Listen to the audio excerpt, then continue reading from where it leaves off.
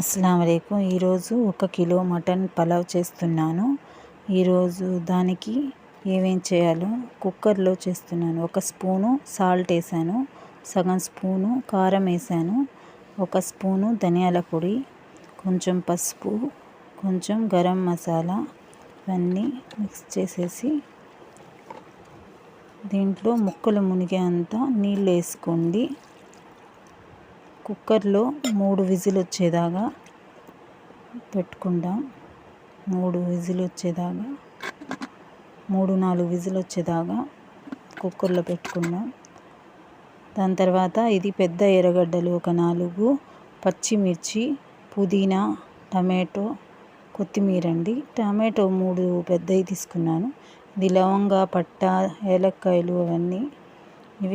ఇది మటన్ మసాలా, ఇది మిరప్పొడి, ధనియాల పొడి, గరం మసాలా, నూనె వేసుకున్నామండి.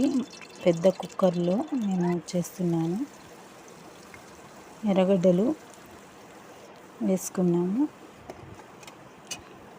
దాని తర్వాత పట్ట, లవంగ అవన్నీ, బిర్యానీ మసాలా వేసుకున్నాము. బాగా ఒక 3 స్పూన్ల అల్లం మసాలా వేసుకున్నాను. ఇది కొంచెం బాగా పచ్చి వాసన పోయేదాకా వేగిన తర్వాత, ఇప్పుడు పచ్చి వాసన పోయింది. ఇప్పుడు టమాటాలు వేసుకుందాము. టమాటో కూడా కొంచెం బాగా మెత్తగా అయ్యేదాకా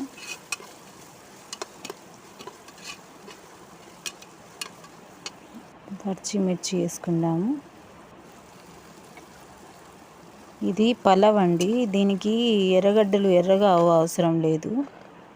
మటన్ ముక్కలు వేసుకుందాము. దాని తర్వాత గరం మసాలా అన్నీ, బిర్యానీ మసాలా అన్నీ వేసుకున్నాను. పెరుగు వేసుకుందాము.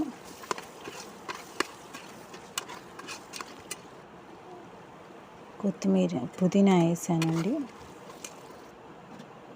కొత్తిమీర, పుదీనా అంతే అండి. దీంట్లో 1 కిలోకి 1 కిలో బియ్యం వేసాను. అంతే అండి, టేస్టీ పలావ్ రెడీ అయిపోయింది. ఇది పలావ్ అండి, ఇది బిర్యానీ కాదు.